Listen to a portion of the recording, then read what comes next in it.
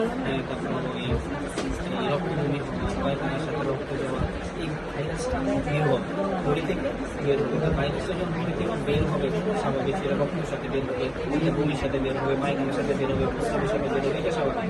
কারণ এগুলো ছাড়া আমাদের শরীরের ভিতরের ময়লা বাইরে আসার কোনো রাস্তা, এই রাস্তা এখানে দিয়ে এই ভাইরাসটা বের হয়ে আসবে। এই সমস্ত কমপ্লিকেশনের শরীরকে দূর হবে প্রথম মাসে। দ্বিতীয়, তৃতীয়, চতুর্থ মাসে ইনশাল্লাহ আল্লাহ যদি বাঁচায় রাখে হায়াতে, চতুর্থ মাসের মধ্যে ইনশাল্লাহ চতুর্থ মাসে পুরোপুরি ক্লিয়ার হয়ে যাবে। এরপরে আরো 8 মাস আপনারা আমাদের সাথে যোগাযোগ করবেন, কারণ পৃথিবীতে একমাত্র ভাইরাস হলো সিস্টেমের ভাইরাসই হলো ক্যান্সার। এটাকে আপনি হুট করে বন্ধ করতে পারবেন। করোনা আসতে চলে গেছে, এটা কিন্তু না, কিন্তু এটা সহজে যেতে চায় না। আর একবার গেলে পরবর্তীতে যদি আমরা চিকিৎসা ব্যবস্থা না নিই, আমরা যে নির্দেশনা দিয়ে না মেনে চলেন, পুনরায় ফিরে আসার সম্ভাবনা থাকতে পারে।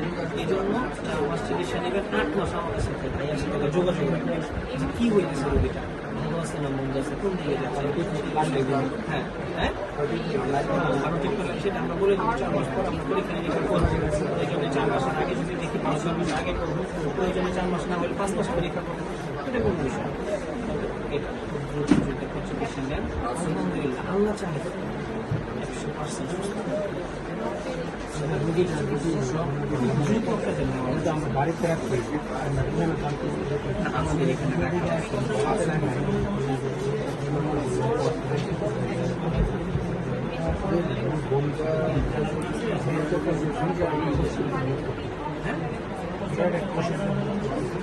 তো অসুবিধা ভোগ করতেছে।